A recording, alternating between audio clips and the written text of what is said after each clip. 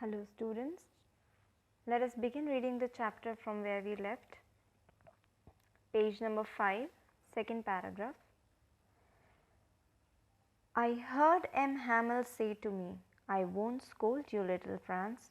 You must feel bad enough. See how it is.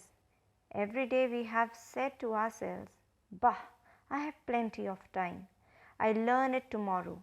And now you see where we have come out. Ah, that's the great trouble with Alsace. She puts off learning till tomorrow. Now those fellows out there will have the right to say to you, how is it? You pretend to be Frenchmen, and yet you can neither speak nor write your own language. But you are not the worst, poor little Franz. We have all a great deal to reproach ourselves with. So now, M. Hamel said to Franz that he would not scold him as now he had realized his mistake. Every day Franz told himself that he would study the next day, but now the opportunity to study had ended and he knew nothing about his lessons. Now this is important. M. Hamel says that all the people of Alsace were to be blamed as no one was serious towards learning. So he tells the class that the enemies, the Prussians, would laugh at them and say that they only show to be Frenchmen as they neither speak nor write their own language. So he says that France should not feel guilty as everyone is at fault. Let us move ahead. Your parents were not anxious enough to have you learn. They preferred to put you to work on a farm or at the mills so as to have a little more money. And I have been to blame also. Have I not often sent you to water my flowers instead of learning your lessons? And when I wanted to go fishing, did I not just give you a holiday? So M. Hamel says that now he is telling the kids that who all are responsible for all this what is happening today on that day. So he says that M. Hamel says that to Franz that your parents, that Franz's parents were not interested in getting him educated because they wanted him to work at a farm or a mill and earn some money. And then he says that as a teacher, he was not always interested in teaching them. Not always. He would send them to his home to water the plants, or sometimes he would declare a holiday and go for a fishing. So he is blaming the people, the parents, Franz and other kids and the parents of other kids as well as himself for not giving that much time to their own language, for not dedicatedly making the kids understand the importance of the language in their life. Let us read further. Then from one thing to another, M. Hamel went on to talk of the French language, saying that it was the most beautiful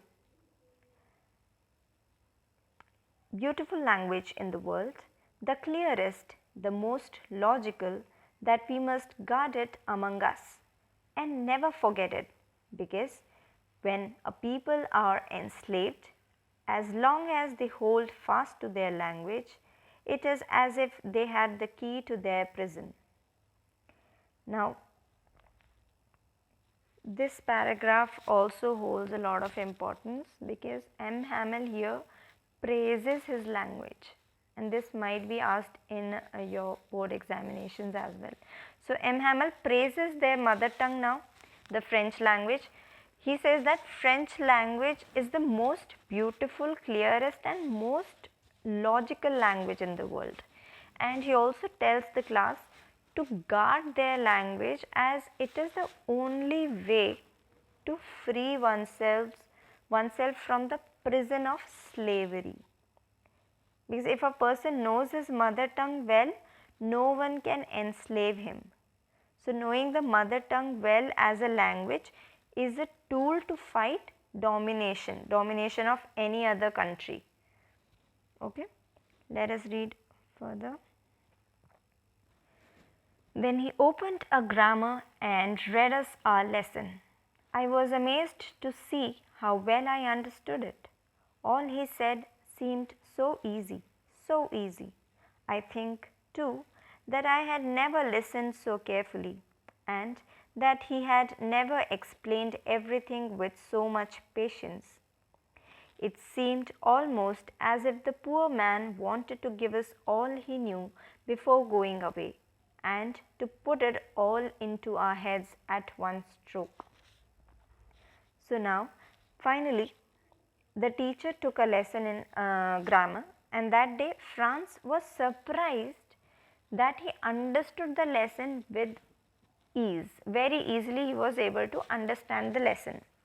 He also felt that he had never been so attentive in his class, and he also mentions that M. Hamel also explained the lesson with a lot of patience, like like he did never before.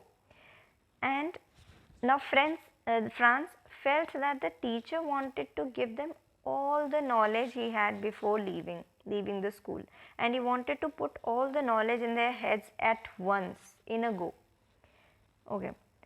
Further, after the grammar, we had a lesson in writing. That day, M. Hamel had new copies for us, written in a beautiful round hand. France, Alsace, France, Alsace. They looked like little flags floating everywhere in the schoolroom. Hung from the rod at the top of our desks. You ought to have seen how everyone set to work and how quiet it was.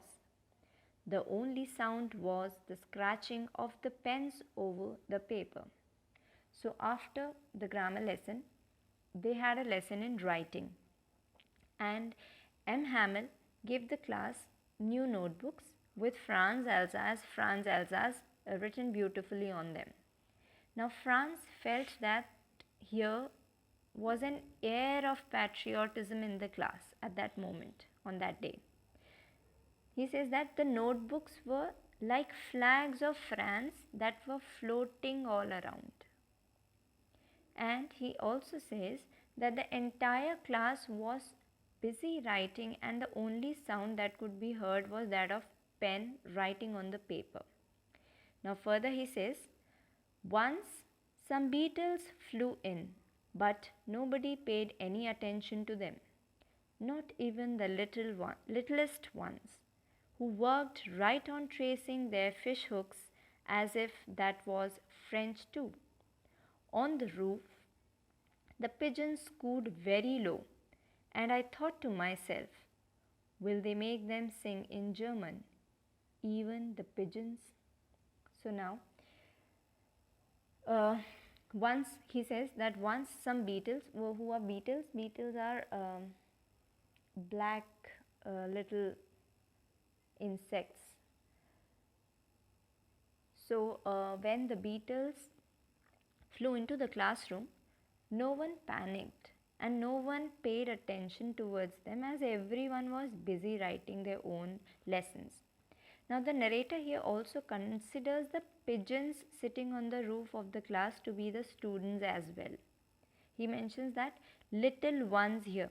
So little ones here is referred to the pigeons. So Franz says that even the pigeons were busy scratching the roof with their claws, and it seemed that they were also busy writing the task of the French language. Now here in the text it is mentioned that the little ones were working right in tracing their fish hooks. So fish hooks actually is the informal name used for a particular unuttered alphabet used in French language. Unuttered alphabet used in French language. So because of the shape of that unuttered alphabet, it is mentioned here. So the narrator mentions that the otherwise unmindful children who never focused in the class were writing even that little symbol with utter concentration.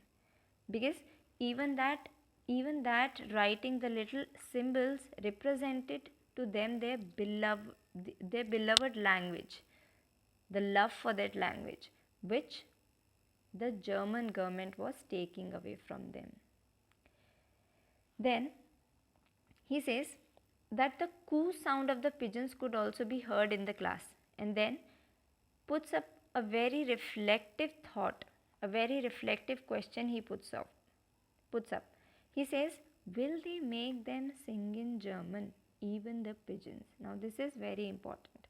So Franz wondered that would the Prussians force the pigeons also to change their language and coo in German. So the writer wants to say that the language comes naturally to a human being, and it cannot be forced. It cannot be forced upon anyone because it is natural, be it pigeons or the Frenchman. Moving ahead, whenever I looked up from my writing, I saw M. Hamel sitting motionless in his chair and gazing first at one thing, then at another, as if he wanted to fix in his mind just how everything looked in that little schoolroom. Fancy, for 40 years he had been there in the same place, with his garden outside the window and his class in front of him, just like that. Only the desks and benches had been worn smooth. The walnut trees in the garden were taller, and the hop vine that he had planted himself twined about the windows of the roof. So, in between his writing, Franz looked at M. Hamel, who sat still and stared at different things in the classroom, as if he wanted to memorize the appearance of everything before leaving the school. And then the narrator tells the readers that M. Hamel had been teaching at that particular school, at the same place for the last 40 years. And through these years, the only changes which were there in that school were that the desks in the classroom had worn out due to the use over the years. And then he also mentions the walnut trees in the garden outside had grown taller. Then he says the hop vine, it is a twisted climber kind of a plant. So he says this hop vine had climbed up to the roof on the outer wall of the school building. So these were the changes which had taken place over the years. Let's read ahead. How it must have broken his heart to leave it all, poor man, to hear his sister moving about in the room above, packing their trunks, for they must leave the country next day. So Franz feels that the teacher must be heartbroken to be sent away from a place where he had spent 40 years of his life. And then he also states that it would be very painful for M. Hamel to hear the noises of his sister packing and moving their luggage from the room upstairs, as they had to leave the very next day, because the next teacher, the new German teacher, was to be there in the school. Next paragraph. But he had the courage to hear every lesson to the very last. After the writing, we had a lesson in history. And then the babies chanted their ba, be, bi, bo, boo.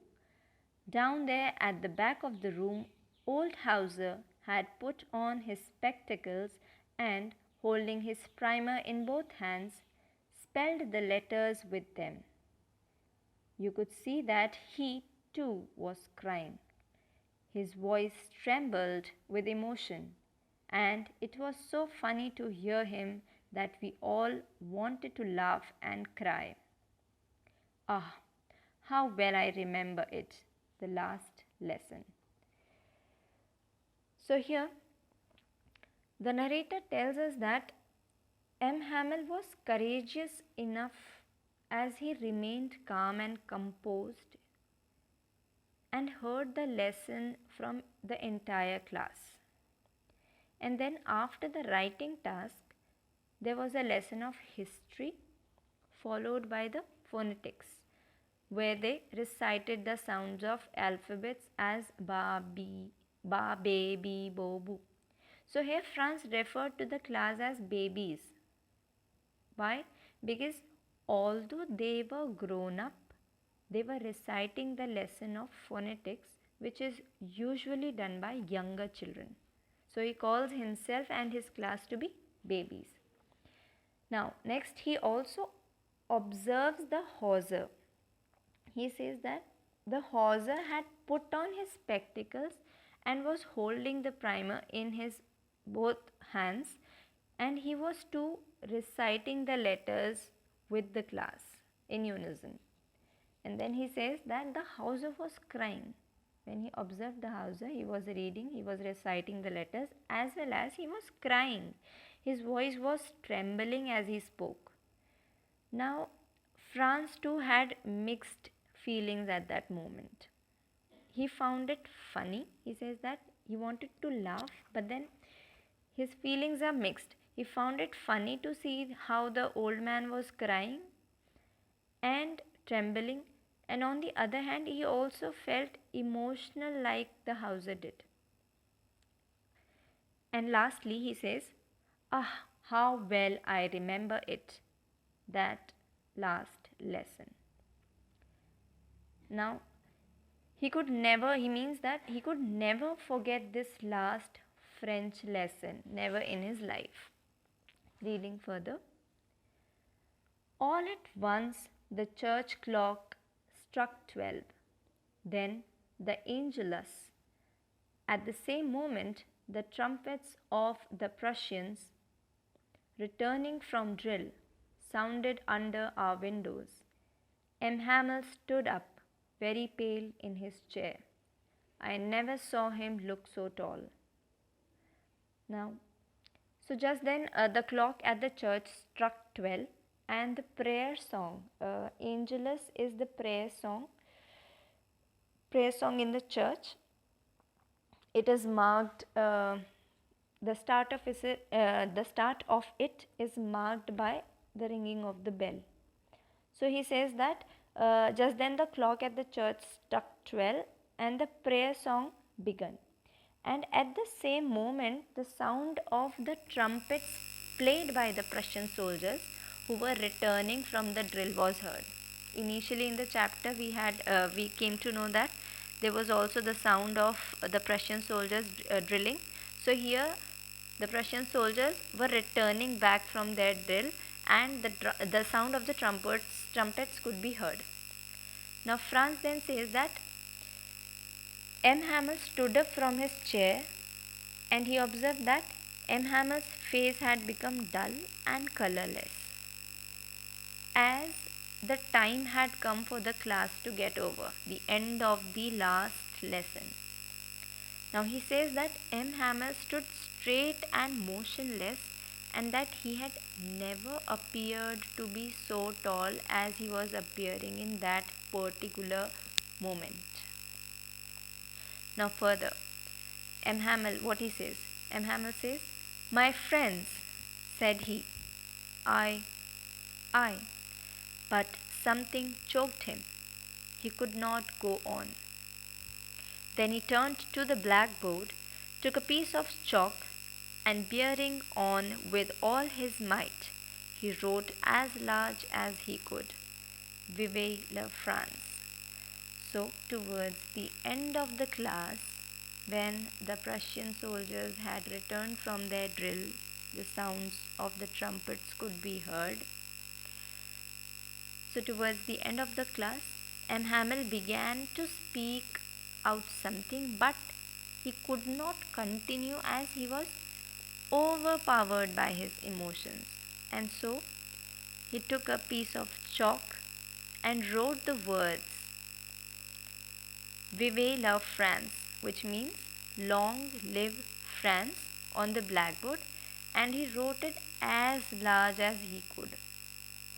Then further, then he stopped and leaned his head against the wall, and without a word he made a gesture to us with his hand. School is dismissed, you may go. So then finally, after writing Vive la France in a large font on the blackboard, he says, he stopped writing and then he bent towards the wall, and without speaking anything, he gave a signal to the class to leave as the class was over. So, this way we have ended our chapter, and from this chapter we get to understand that we should not postpone our work for tomorrow as we normally do. We should not do it, and it is our duty to safeguard the language of our country, and it is the identity, because the language is the identity of that country. The language is the identity of a human being, and it is our language which gives us our identity, respect, and freedom. So one should always be very sincere towards our country, our language, and our day-to-day routine. Now I request you all to go through all these pages again and come up with your doubts for your next English session, and also I would be providing you notes for the same, for the chapter. And for the NCERT questions, you need to attempt it yourself in your own language.